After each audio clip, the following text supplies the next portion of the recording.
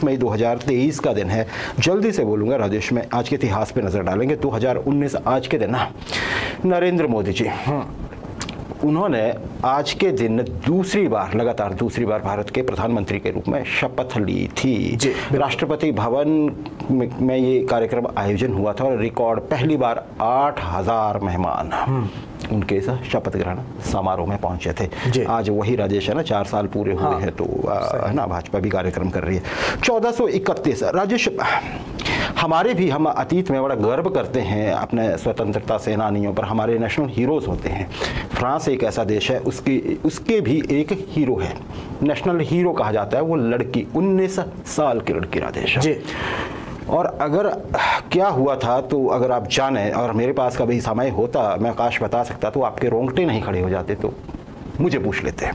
1431 का दिन है राजेश। आज क्या हुआ था इससे पहले मैं बताता हूँ नेशनल हीरो कौन है। मैं हीरोइन नहीं बोल रहा हूँ, हीरो कौन है वो। उनका नाम था zone of arc. Zone JOAN है ना, जॉन नहीं, जोन ऑफ आर्क, जिन्हें कहा जाता है द मेड ऑफ ऑर्लियंस। अब ये कौन थी राजेश? ये एक 19 साल की ऐसी लड़की थी जिसने इंग्लैंड और फ्रांस के बीच में इस दौरान जो है 15वीं शताब्दी में चला रहा था, युद्ध 14वीं से 15वीं शताब्दी के बीच तक, उसे कहा जाता था 100 years of war, है ना जी, 100 साल की लड़ाई कहा जाता है उसे। रफली 100 साल से भी ज़्यादा चली थी लड़ाई आपस में फ्रांस और इंग्लैंड की। अभी भी बात बहुत ठनती है इन दोनों देशों की। इंग्लैंड ने आक्रमण कर रखा था फ्रांस पे और फ्रांस कमज़ोर पड़ता जा रहा था राजेश, है ना जी। आप ये तरीके समझिए कि घबराया घूम रहा था पूरा फ्रांस, कमज़ोर। एक लड़की 19 साल की लड़की वो बोलती है कि मैं लीड करूंगी अपनी फौज को।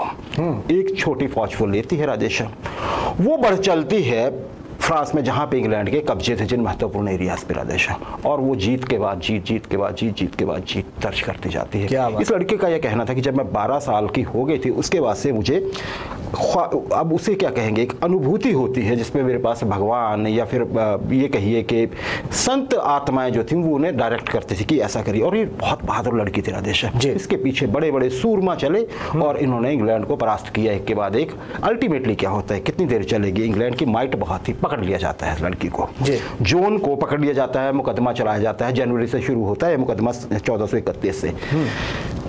और मुकदमे में कौन बैठते हैं जी? मुकदमे में बैठते हैं उस टाइम पे बिशप जो थे फ्रांस के, पेरी कॉचन, और इन बिशप साहब को माना जाता था कि ये इंग्लैंड के समर्थक हैं, है ना जी।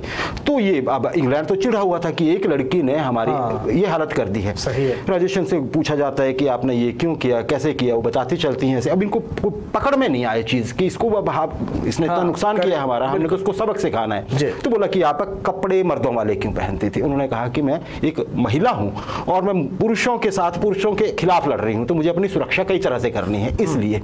बोला अच्छा आप ऐसे कर रहे हैं, तब तो आप धर्म के खिलाफ कर रहे हो। बिशप ने बोला ये धर्म के खिलाफ हैं, इन्हें सरेआम लकड़ी से बांध के, लकड़ियां चारों तरफ इकट्ठी करके आग लगा के जला दिया जाए जिंदा। और राजेश आज के दिन जोन ऑफ आर्क को जिंदा जला दिया गया था इंग्लैंड में, जो फ्रांस की हीरोइन है। फ्रांस के लोग कसम नहीं खाते हैं इनकी, जोन ऑफ आर्क की। राजेश 25 साल बाद फिर मुकदमा चलता है, एक बार से फिर से अपील होती है जब चीजें ठीक हो जाती है सेटल, और फिर पाया जाता है कि जोन ऑफ आर्क बिल्कुल बेगुनाह थी।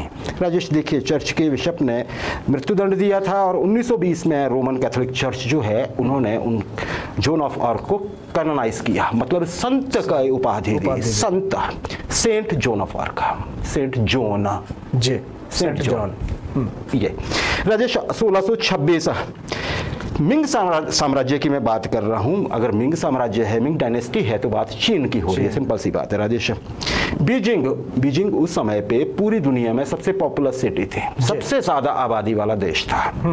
मिंग डायनेस्टी की एक बात थी राजेश, ये इनके हथियार जो थे, फायर आर्म्स थे इनके पास, तब तक खैर मुगलों के पास भी आ गए थे और बाकी लोगों के पास, लेकिन इनके बहुत अच्छी क्वालिटी के होते थे। आग्नेयास्त्र, फायर आर्म्स, और उसमें डलता है बारूद। बिल्कुल। अब बारूद और उसको बचाने के लिए मिंग डायनेस्टी की पूरी ये थी कि किसी को हमारी टेक्नोलॉजी ना पता लग जाए, कुछ नहीं। राजेश बीजिंग के बीचों बीच इन्होंने बहुत बड़ी बारूद की एक कारखाना लगा रखा था, जहाँ पे बारूद भी बनता था और हथियार भी बनते थे। और आसपास बहुत जो राजशाही के वक्त के बड़े बड़े कार्यालय थे और बड़े अच्छे लोग थे, वो आसपास रहते थे शहर के बीचों बीच। आज के दिन राजेश सुबह एक फैक्ट्री है जिसकी मैं बात करूँ, उस फैक्ट्री का नाम था Wong Gong Cheng factory. Wong Gong Cheng. हाँ, आज के दिन क्या होता है राजेश, सुबह बुम बूम इतनी छोटी नहीं हुई जितनी मेरे मुंह से निकली आवाज़। ये इतनी बड़ी थी जितनी कि आप ये देखिए कि इतना बड़ा धमाका था कि ये 1000 मील दूर सुनाई दिया। एक पूरा बारूद जितना इकट्ठा कर रखा था उसको एक झटके में वो फूटा। आसमान के कई मील ऊपर तक मशरूम की शेप में आग का बादल उठा राधेश्याम। और क्या हुआ, और जितने भी आसपास घर थे उनका नामो निशान मिट गया। 2 वर्ग किलोमीटर के क्षेत्र में कुछ नहीं बचा, कुछ भी नहीं बचा राधेश्याम। और ये लिखा है जो उस समय के जो बाद में चीज़ें सामने आती हैं कि मानव अंग, पेड़, पत्थर, मिट्टी, वो वर्षा हुई थी पूरे क्षेत्र में। लिम्स गिरे थे आदमियों के, हर कुछ। बीजिंग के उस समय पे जैसी वो थी, दीवार थी और एक गेट था जैसे होता है ना जी, उस पे एक 3 टन का संगमरमर का पत्थर का शेर की मूर्ति लगाई हुई थी राधेश्याम। वो खिलौने की तरह उछली और बहुत दूर जाके गिरी। तो आप देखिए इंटेंसिटी कितनी थी उस धमाके की। आज के दिन हुआ था ये 30 मई के दिन राधेश्याम।